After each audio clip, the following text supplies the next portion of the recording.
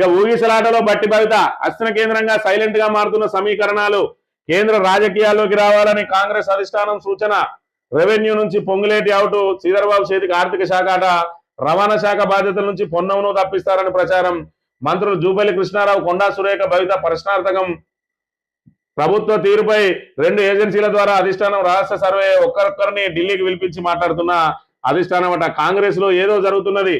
వరుసగా రాష్ట్ర మంత్రులు, కాంగ్రెస్ నేతలు ఢిల్లీ వెళ్తుండడం, ఒక్కొక్కరితో అధిష్టానం పెద్దలు మాట్లాడుతుండడం, సైలెంట్ గా మారుతున్న సమీకరణాలపై పలు సంకేతాలు ఇస్తున్నాయి. అందుబాటులో ఉన్న సమాచారం ప్రకారం రాష్ట్ర మంత్రివర్గంలో మార్పులపై కాంగ్రెస్ నాయకత్వం కసరత్తు చేస్తున్నట్టు కనిపిస్తున్నది. డిప్యూటీ సీఎం బట్టి పదవికి ఎసరు పెట్టేందుకు కాంగ్రెస్ పార్టీ రాష్ట్ర ముఖ్య నేత పావులు కదుపుతున్నట్టు ఇప్పటికే వార్తలు రాగా, విక్రమార్క కేంద్ర రాజకీయాల్లోకి రావాలంటూ ఢిల్లీ పెద్దలు ఆయనను కోరడం అనుమానాలకు మరింత బలం చేకూరుస్తా ఉన్నది. మొత్తంగా మరి ముఖ్యమంత్రి అయిదామని చెప్పి కలలు కన్నటువంటి బట్టి విక్రమార్క ఆఖరికి ముఖ్యమంత్రి అయిన తర్వాత, మరి ఏదైతే ఉప ముఖ్యమంత్రి అయిన తర్వాత గతంలో చూసుకున్నట్టయితే మరి 10 సంవత్సరాల పాటు ఏదైతే రేవంత్ రెడ్డి ఏం చేసిందో ఏం చేయలేదో, మరి ఇక్కడ ఏదైతే మీసం దువ్వినందుకు పక్కనోడు ఎగిరిపడి చచ్చినందుకు నేనే అని చెప్పి ఏదైతే రేవంత్ రెడ్డి చెప్పుకుంటా ఉన్నాడో, మరి అందులో బట్టి పాత్ర కీలకం అనే విషయాన్ని ఇక్కడ మనం పరిగణించాలి.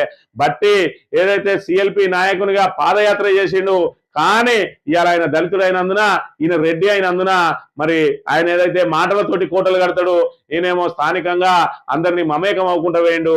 ఇవాళ ఏదైతే నిజం కంటే అబద్ధాలు చెప్పడానికే మరి ఇక్కడ ఏదైతే జనాలు మరి ఆకర్షితులయ్యే అవకాశం ఉన్నాయి. కాబట్టి ఇలా రేవంత్ రెడ్డి మరి సినిమా డైలాగులతోటి మరి ఇలా నేనే మొత్తం కేసీఆర్ ను అది చేసిన ఇది చేసిన అని చెప్పుకుంటా ఉన్నాడు. మరి ఇక్కడ కేసీఆర్ కాలి గోటికి కూడా సరిపోయిన రేవంత్ రెడ్డి ఇవాళ ప్రగల్భాలు వలుకుతా ఉన్నాడు. రేపటి రోజున కొడంగల్లో నిన్ను ఓడించి తీరుతామని చెప్పి హరీష్ రావు మరి సవాల్ విసిరిండు. ఇప్పటికైనా ఆ సవాలుకు నిలబడి కొడంగల్లో ఓడిపోతే రాజకీయ సన్యాసం ఈ రెండోసారి అన్న తీసుకుంటాడా చూడాలి.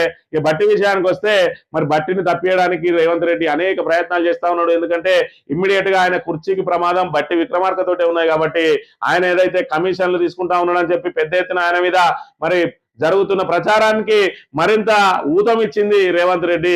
మరోవైపు కాంట్రాక్టర్లందరినీ సచివాలయంలో ధర్నాకు ప్రోత్సహించింది రేవంత్ రెడ్డి మనుషులు. ఇదంతా కూడా ఎక్స్పోజ్ చేసి అధిష్టానానికి పెట్టి ఆయనను ఒక అవినీతి మంత్రిగా చిత్రీకరించి ఆఖరికి ఆయన భవిష్యత్తునే మరి ఇక్కడ మొత్తాన్ని ఏదైతే ఆయన భవిష్యత్తు మీద నీడలు అలుముకునేలా చేసిండు, ఆయన భవిష్యత్తునే ప్రశ్నార్థకంగా మార్చిండు రేవంత్ రెడ్డి.